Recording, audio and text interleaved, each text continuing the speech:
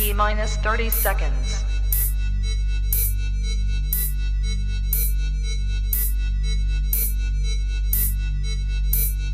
T-minus 20 seconds.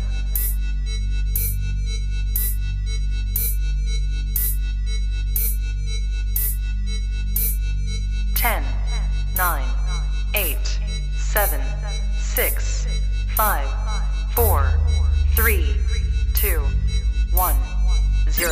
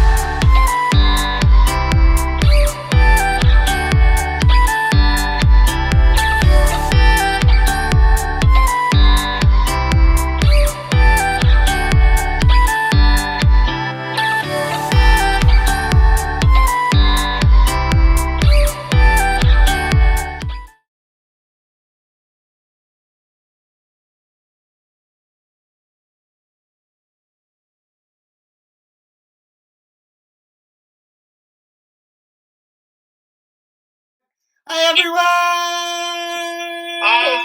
Hi.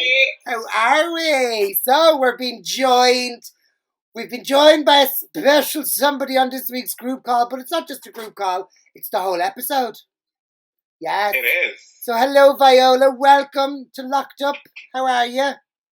I am good. I am going crazy staying inside the house, but look, I can't wait to go out. I mean, they've loosened up the lockdown and I haven't left my house then, but who knows when I'll leave it. Whenever we all get a sense to go back out in public again, I'm finding it even hard to adapt back to the new world or the real world or whatever we're calling it nowadays. Yeah. I mean, I'll be out the day they say the pubs are open. I'll be the first one out of that door. Well, if you're going for a dinner, you can get a pint with your meal, so you'd be grand. Yeah, when's that? The 29th, is it? It's the 29th. But we're not here to talk about getting pissed, and we're not here to talk about stuff in our faces, girls. We're here to talk about something that's very serious going on in the world at the moment and has been going on for generations. And it needs to be highlighted again and highlighted for a longer period of time this time until they are successful. Absolutely. And for those of you wondering what I'm talking about the Black Lives Matter movement that's going on around the world globally at the minute. So we've decided to bring in Viola Gayvis here with us, our local girl. Yes, she's only from up the road. Yeah, you heard right. From down the road, yeah. I'm neighbours with Dylan. Dilla. I wouldn't go admitting that one out there now, Viola. I'd stick to Leeson Street, more respectable. Well, I moved house, so now we're very close to each other, honey, so. Ooh, little session. Socially distant session. Well, no, you can do that by yourself. I won't be there. No. There's more than 6 people. So, girls, we all know what's happening in the world at the moment. So, Viola, I just want to start with yourself, sweetheart. If there's anything you feel you'd like to get off your chest, go for it.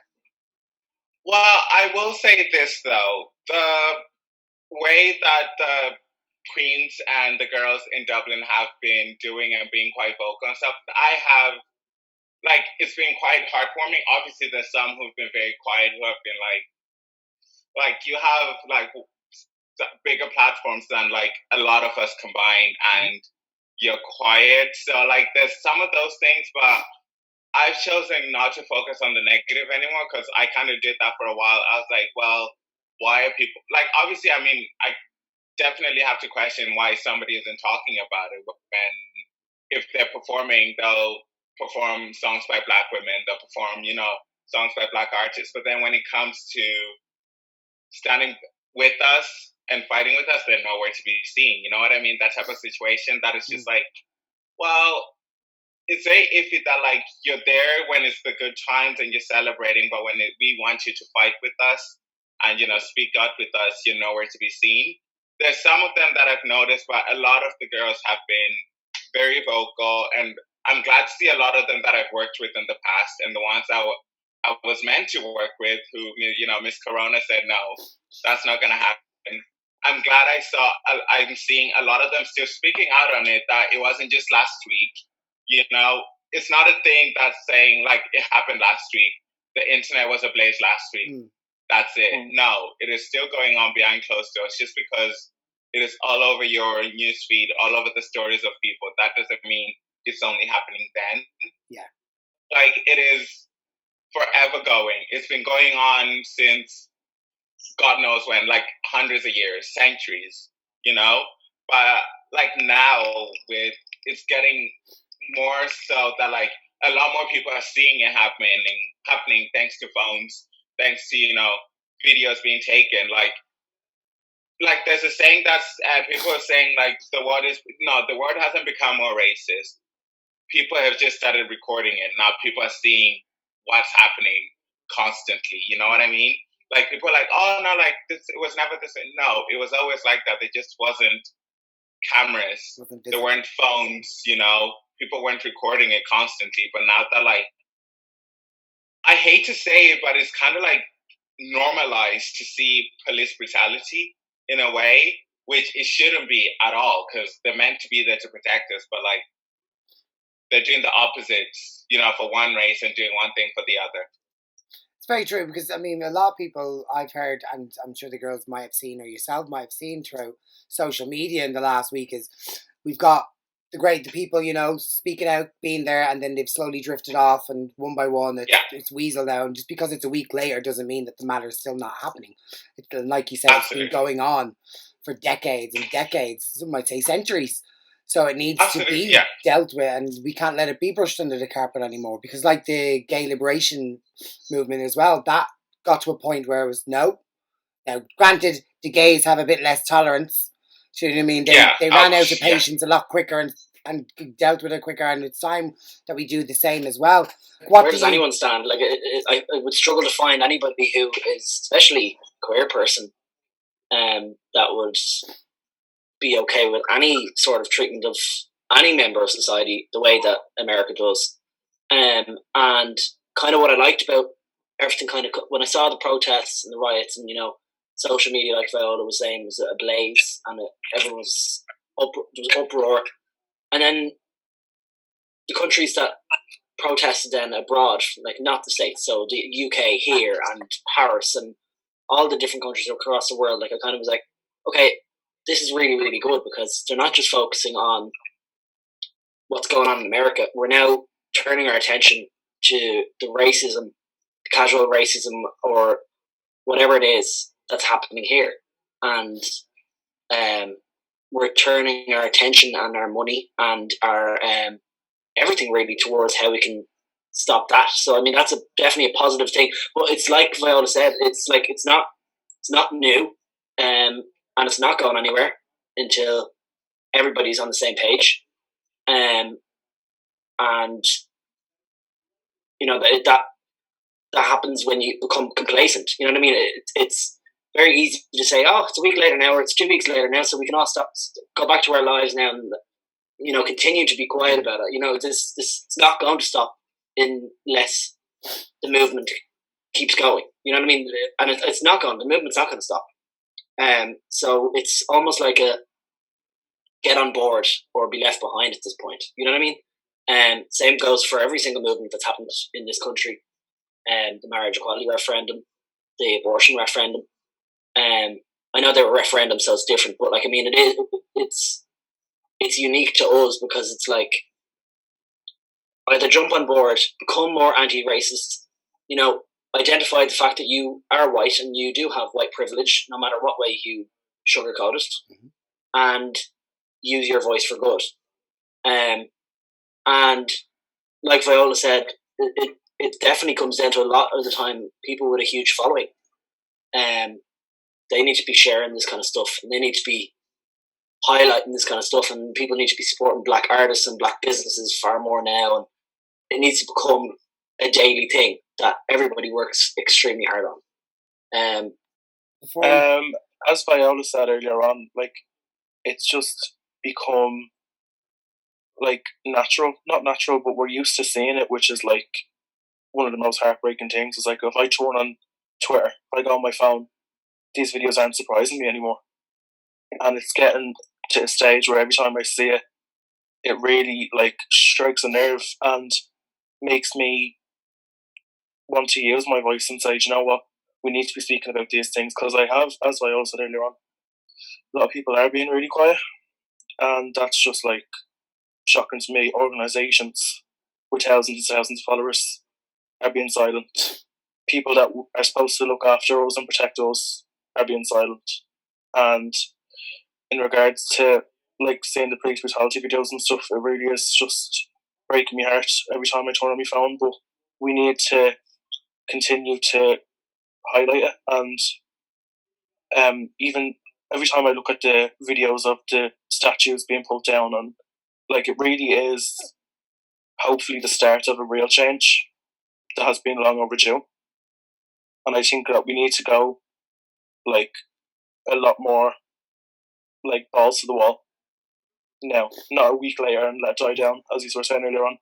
It needs to continue to go ahead, but then also sometimes I feel like I don't know what to say. And although like I've tried my best to share as many links and read as much and educate myself, but there's sometimes I just don't know what to say. But then we can't let ourselves be quiet. You know, that way we need to speak up and try and educate people and learn ourselves as well as we go along. Hello, you, Marion here, just wanting to share. And today I'd like to share my voice. These last 2.5 months I've been quite quiet during this time of change and quarantine and lockdown and restriction. That's not to say I haven't been without many thoughts and ideas and using my voice in other ways.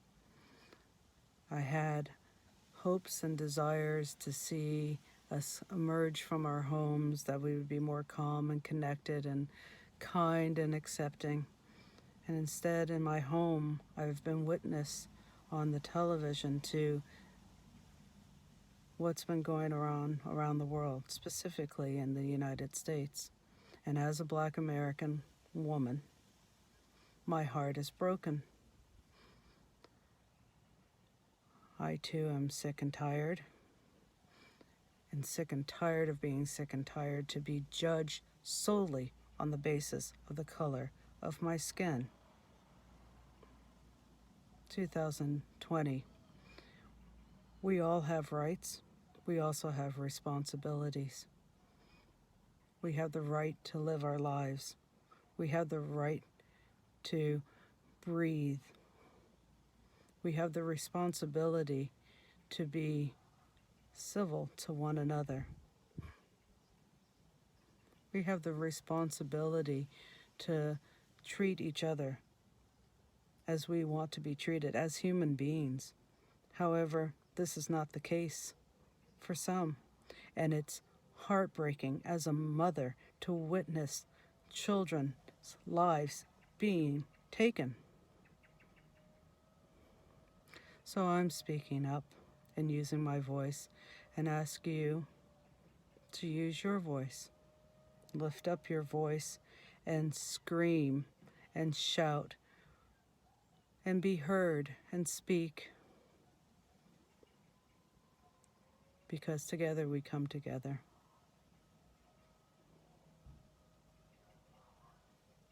My life matters.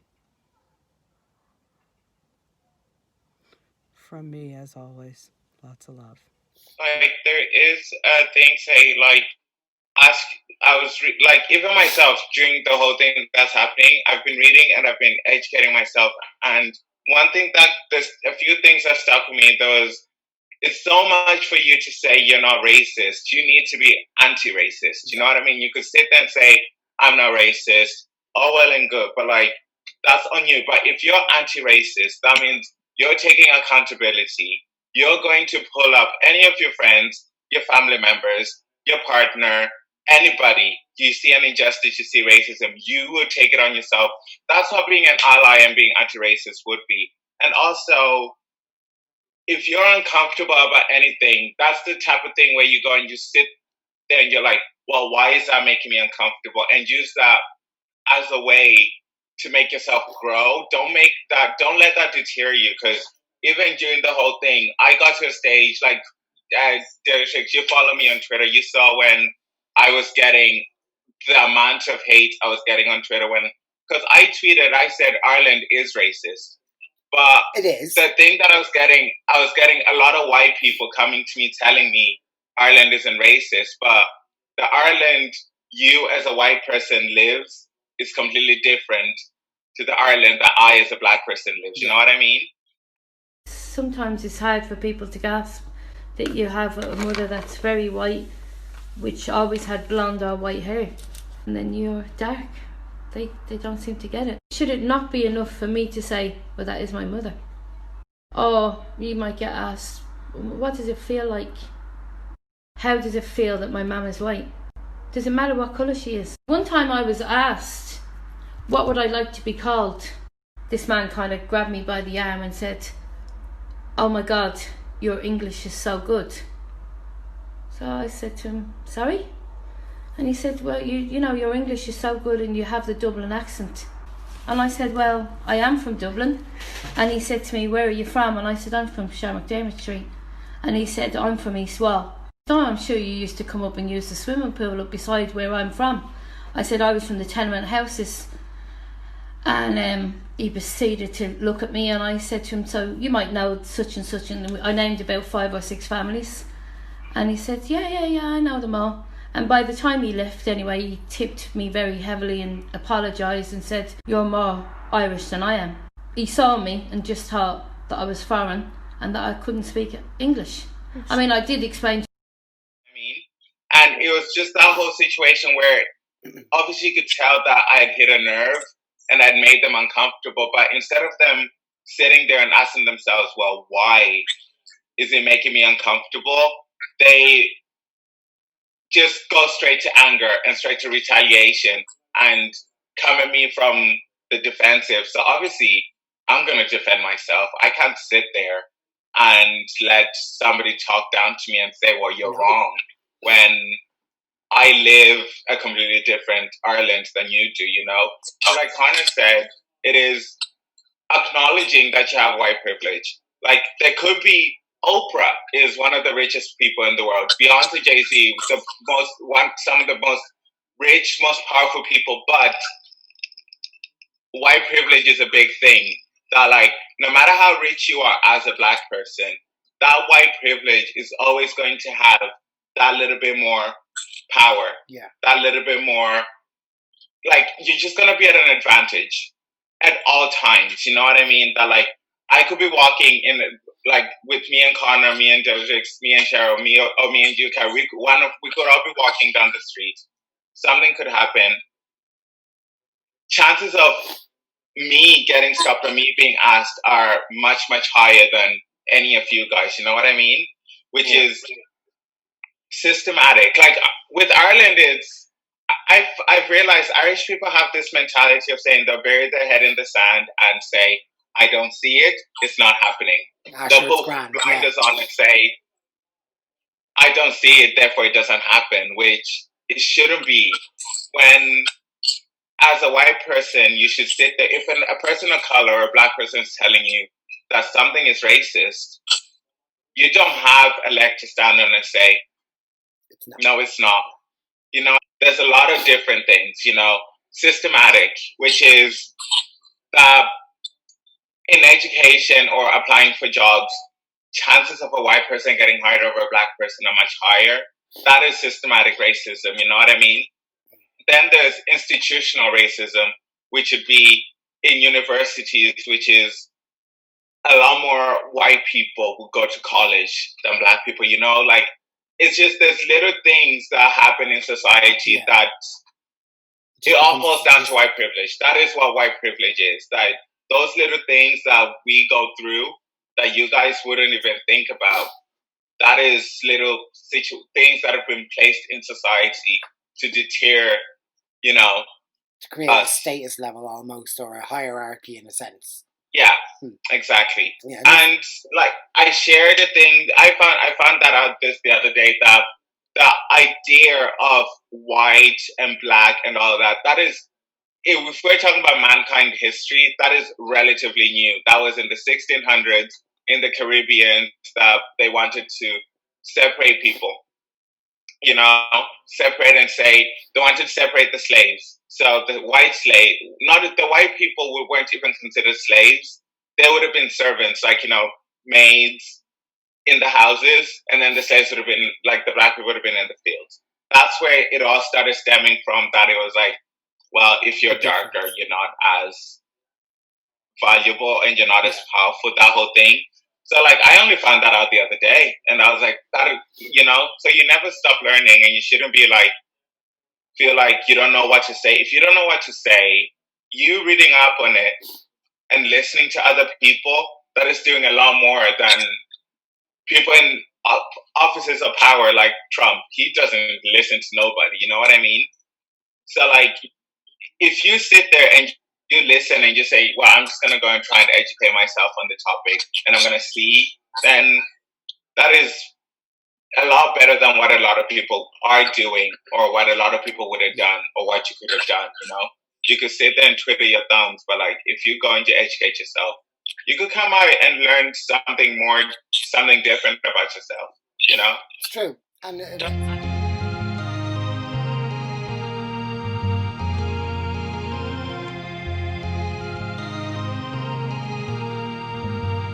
so you think I'm alone, but being alone's the only way to be. When you step outside, you spend life fighting for your sanity. This is a cold war, you better know what you're fighting for. This is a cold war, do you know what you're fighting for? If you wanna be free, below the ground's the only place to be. 'Cause in this life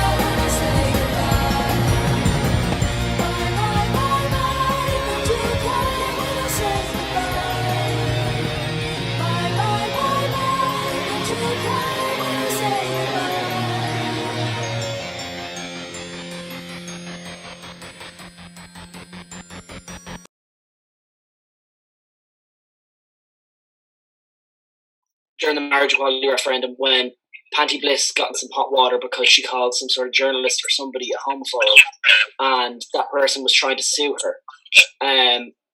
I have a point for this, so let me get to it. But she basically said after that whole court case and that whole palaver, she turned around and she said, gay people are no longer the victims of homophobes. Homophobes are. And it goes hand in hand with what's going on at the moment. It's like the amount of I saw that, Viola, the amount of hate that you got on Twitter. You know, it's you as the black person now, you are no longer a victim of racism. Racists are, because people love to turn around now and say, oh, but I'm not racist, I do this, or oh, I'm not racist, I have a friend. No. It's like don't get me started on that I'm not racist, I have a black friend thing. That doesn't mean that fucking means nothing. And yeah. I don't know whether you saw the video by music by, is it Loa? She put up a really good, and she explained it perfectly. She said, like, racism is a spectrum. It's a spectrum no matter where you are in the world. Here is calling someone, an awful name, and here is police brutality and killing people for counterfeit money. You know what I mean? So it's a spectrum. So just don't be on the spectrum whatsoever. Then you can call yourself an ally and an anti-racist. You know, you can't call yourself those things unless you wake up to the fact that you're part of the problem and change that. You know what I mean? Hope that makes sense. No. Yeah, like, silence is also a big thing. Like I said, like it gets to a stage where if you're silent and you're just not saying anything, then your silence could become dangerous. You know what I mean? Like, your silence could be that in itself is a weapon, because like Connor, you follow me on my boy page and you saw when I went on live and when I did. Like, I'm very passionate about all of this, and I'm going to keep speaking on it until, even after the protests are finished, even whenever it's finished, I am not going to stop. I'm going to keep talking, because racism doesn't end just because people have stopped tweeting about it, people have stopped talking about it, people have stopped posting about it. It is not going to end just because people have stopped talking about it. That doesn't mean that. Absolutely not. And the last few days, I have had interactions and realizations I never thought I would have with people I thought were my friends, with people I thought respected me as a person, and people I thought were decent human beings. And it turns out I was fucking wrong. Completely wrong. And I just want to say to those of you who haven't spoken up, those of you who haven't said anything, those of you who've been quiet and thinking, no, I'm not going to say anything because I'm going to make people who follow me uncomfortable, just because you haven't spoken up, thinking, oh, you don't want to remove from your aesthetic. Bullshit. Bullshit. You can speak up about it. You can do everything you can. Speak out on it. Put stories up. And if you make somebody uncomfortable, good. That means they have things they need to work on, and that means they're fucking wrong. But just because you are quiet and you are not talking about it, you are easily adding to what is going on. Just because it doesn't have exactly what Zach just said, just because it doesn't happen to you does not mean it's not happening.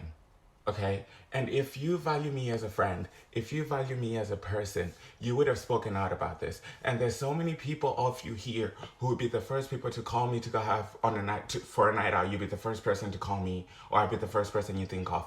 A night out for food, for drinks. Only when it's fun, I'll be the first person you call or first person you think of, because you know I'll be a fun person to be around. But just know, I can see each and every one of you. Every person, every one of you who has not spoken out about it and has been quiet, don't call me when you need a night out. Don't call me when you want to go out for food. Don't call me when you want to go out for drinks, because your silence is telling me everything I need to know about you. You only want to be with me when I'm celebrating, or when we're celebrating and having a good time. But when I want you to fight beside me, when people of my skin color are being killed or being murdered simply for being black, you don't have anything to say. All of a sudden, you're mute. But on a night out, you want to have a night out, you want to do something, I'm the first person you call. I want you to know that. Keep that same energy. When you see me, be quiet.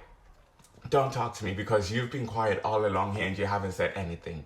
When you see me, You keep your mouth closed, you don't say anything to me, you don't come to me, and you don't do anything. Because your quietness and your complacency in what is happening in the world right now tells me everything I need to know.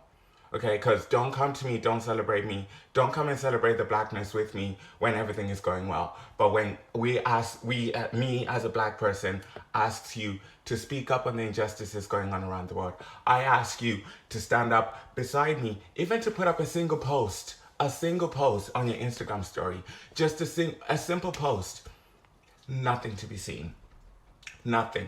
All of that, like, that was coming from a place where I have people who I thought were my friends, who I thought were always going to have my back, were always, but then nothing, nowhere to be seen, no post, not even a single one, you know what I mean? But like, they'd be the first to call me and say, do you want to go on a night out? Do you want to come over? You know, they're there when it's time to celebrate, but when it's time to fight and time to commiserate, nowhere to be seen.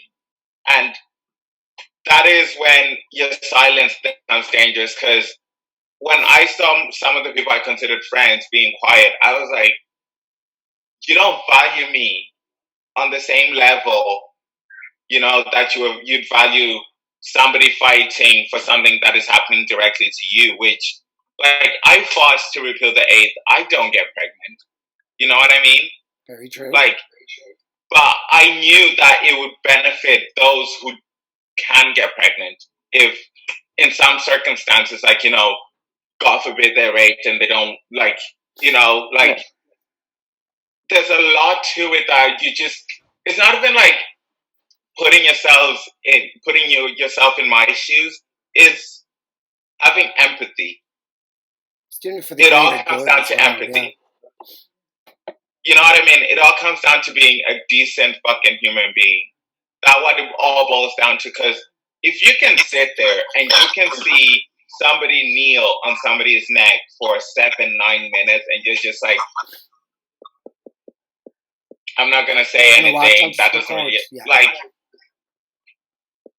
it's literally pigmentation in our skin that makes somebody hate somebody else, you know, which is very stupid. Like, oh, 100%. There's a lot of things going on in the world. Sorry? No, continue, Viola. No, I'm saying there's a lot of things that are going on in the world that I'm saying, like, when you, like, if you were to sit there and you were to actually think, and you're like, racism, and in living memory, there are people who lived through the time of Martin Luther King, Malcolm X, you know, the desegregation of America, where Black people had to sit at the back of the bus, Black people had to go into a different entrance, Black people couldn't use the same toilets, you know, Black people couldn't go to the same schools, all that. That is in living memory, like 60 odd years ago, you know what I mean? Like, our parents, it's still relevant where to today. Some of us, it's still relevant to today when you go in places like in America that are the ghetto, that is just underfunded, and they're predominantly Black or predominantly places where people of color live. And that's systematic racism as well, because all the money is being pumped into those locations where it's white people or there's very few Black people, you know? And it's just those little things that I notice and that I see, and I'm like, well, how is that not making you question? How is that not making you think and say, well, that's not right? How is it not making you sit there and be like, what can we do to change, you know? Here's a list of a few things that I don't do. I don't write checks. I don't drive. I don't jog. I don't eat Skittles. And I certainly don't brush my hair in public. And there's lots of reasons why I don't do those things. But fear of losing my life for doing them isn't one. Because I don't live in a country where that's my reality. Already, if you want to click out of this video because you feel like this conversation isn't relevant to you, that's the problem. And that's why I want to speak about it. And you might think, as a mixed race, light-skinned Irish woman, that this isn't my place to say, or that this isn't my issue. White privilege and racism is absolutely everybody's issue. If you think that this is just America's problem, you are sorely mistaken. And I can guarantee you that through my own experience of being born and raised in this country. Irish racism is much more casual, and I am guilty of laughing it off and taking it with a pinch of salt when I'm asked every Christmas if I'm going home. When I'm asked where I'm from, but where am I really from? When I'm asked if I'm used to the weather yet, or when I'm told that my English is really good. These issues exist everywhere, absolutely everywhere. If you're watching this video or you know me or you follow me, it's probably because I've done your makeup or we've worked together, and I've been incredibly fortunate in my career to work for some really prestigious brands, but unfortunately the makeup industry is where I've been met with the most white privilege and the most discrimination than anywhere else. I accidentally skipped a customer in a queue once, and her response was, "What am I, black?" So I refused to serve her. I spoke to the manager, I explained why I was so upset and why I said what I said. She was given a complimentary service for her inconvenience. Only recently, I was given feedback about staff who had made complaints or had issue with how I tried to educate them or teach them how to use products that were specifically made for deeper, darker skin tones, or how to use them on people of colour skin. And I was told that when I did this, it came across as too personal. And that because we don't serve that many darker skins in Ireland, that they really didn't feel that it was relevant and that I needed to tone it down. I've been egged by a car driving past and called a nigger. I went to the police station. I was infuriated. I wanted something to be done. The first question I was asked was, "Did you put your finger in a plug socket?" The second was, "Why would somebody call you that? You're not that dark." So if you think that these issues don't happen in this country, again, you are wrong. I want you to ask yourself, when was the last time you went to buy a product and had to wonder whether they had the right colour for you? That's white privilege. When was the last time you sat in a room and you were the only white person there? That's white privilege. When was the last time you scrolled through your Instagram feed or switched on the telly and didn't see somebody who looked like you? That is white privilege. Not being racist and being anti-racism is not the same thing. If you feel like this conversation isn't relevant to you, or you don't know what to say, so you say nothing, that's part of the problem. We should never shy away from things that make us uncomfortable. If you don't know what to say, Google. Educate yourself. If you don't understand what's happening in the world, find out. There's no excuse. If you are outraged or heartbroken or just affected by what's happening in the world, well, then you can't stay silent. This is everybody's problem. Have the uncomfortable conversation. Interrupt your Instagram story for 24 hours. Fuck up your grid. Say something. Pull up. It's just those little things that I notice and that I see, and I'm like, well, how is that not making you question?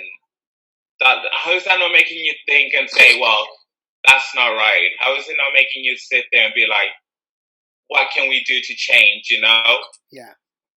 That type of situation. And it's just like this, like little things that I notice, like even with some drag queens who, the minute they get into drag, it's like, obviously when you do, it's a whole new persona.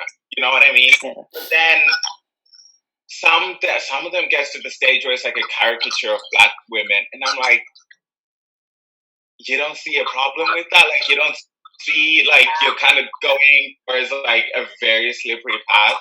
Like, I am all for having a key, because God knows I'm not sensitive. I am not, like, PC that I'm, like, right down there. I have very few rules. Like, I don't tolerate the N-word. No, I don't. Yeah. You know, I don't tolerate that. I don't tolerate blackface.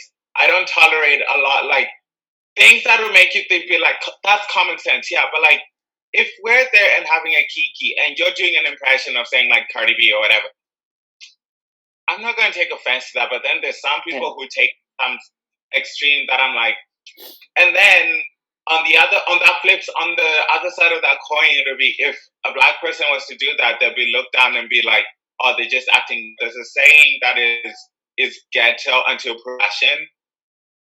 And it made, like, you know, when you look at the Kardashians where, like, when they do the braids, oh, it's a trend, but then black people, like, those braids, when black people say it's cultural appropriation, braids were, like, I found the braids were a thing that slaves used to do to hide food in there, to plait it in within there. You know what I mean? There's a history behind those. So if people are like, it's cultural appropriation, listen, don't just be like, it's just hair. Yeah. When there is people who are not hired in jobs because of hair. If you go on Google right now and you type in professional hairstyles, it's all going to be white-centric hairstyles, like, you know, straight hair and stuff. And then you Google unprofessional, it's afros, dreadlocks, you know, black hair. Anybody that knows me knows that I'm a shopper. Every time you went into a shop, you got followed. Oh, always got followed, yeah. And one day I asked the security man why he was following me, and he apologised and said that he was told to do it. Even the staff may look at you and wonder, how have you got the money to pay for that? Still? Yeah. And that's not everybody, and that's probably what they've been trained to think. I mean, I had my own business. I remember I was driving a new car and I was reversing, and two fellas were standing smoking, and one of them shouted over, "How could you afford that, you black bastard?" I work. It's not right for somebody to just assume that I can't afford it because of my colour. How can you hate somebody so much? Like, the other day, I was curious. I was like, white people must know a secret about black people that they don't know, that they're trying to oppress us this much, because you really can't hate somebody this much for skin color. There must be a secret. There has to be some secret there. Black people don't know. There must be human. You have a secret that you need to share. There must be something, because I don't know what it is. Because it exists every day. I mean, Dillatrix, you work in retail as well.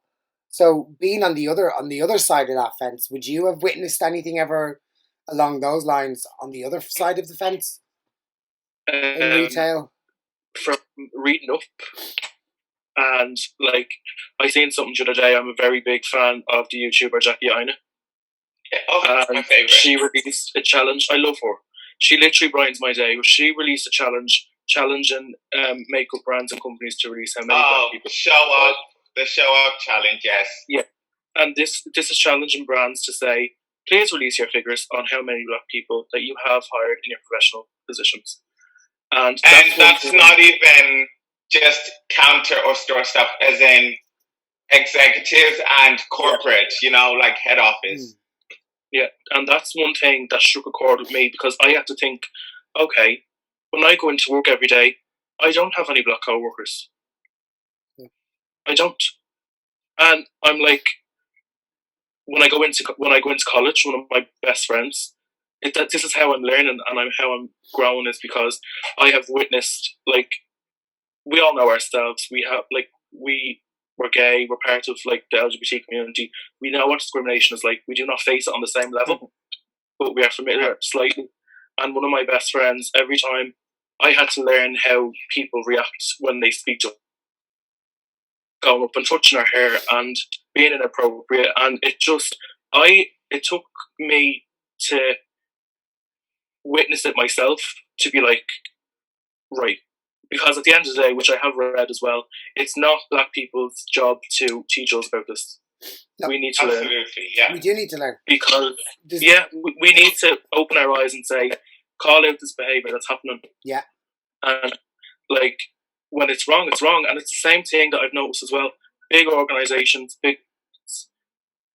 you can whack your pride flag up in X, Y, and Z, but like all your thousands and millions of people that you have impressions over, and you're choosing to stay quiet. Yeah. This is the thing that, like, I'm sure you guys have noticed with Pride Month that, like, festivals are not happening. A lot of these companies who are usually saying, oh, we're sponsors, nowhere to be seen. You know what I mean? Exactly. Where are these sponsors? I'm going to say this, though. Corona has done the world, like, I know it's put the world at a standstill, but it also done the world a favor. Yeah. We can kind of see where a lot of, like, companies and these people who say, fight with us or fight for us, where they stand and where, what side they lean towards. I'm also glad that these protests, and I absolutely hate that it took the death of an innocent man for statues of slave traders, slave owners to start getting torn down. Yeah. For the world to realize that, like, this is a worldwide problem, because there was nothing else for people to focus on, because it was just coronavirus. And then this was the only other big thing that was in the news. You know what I mean? And it was also noticing the way the public was reacting to because I'm sure you saw all those comments and those Facebook and Instagram says, oh, these people at the protests are gonna, like, there's gonna be a spike. I went to both those protests, and when I tell you, I am 6 foot. I could put both my hands out and I wouldn't touch anybody. Yeah. Everybody had masks on. The organizers were walking around with hand sanitizer. I went into Pixie and Victoria. I didn't even hug them. I waved at them, and we were all socially distant. You know what I mean? But then there were people at the beach. You know damn well nobody was socially distancing. There was a picture of the bus from people coming from the beach. Wow. People were on top of each other. And then I'm like, where's your outrage for that? You're just outraged because people are speaking out on a problem that you feel guilty about, or there's something that you've done to contribute to that problem. Yeah. Take your guilt and use it for the greater good. Don't push it down and make everyone else go silent just because of how you're feeling at the moment.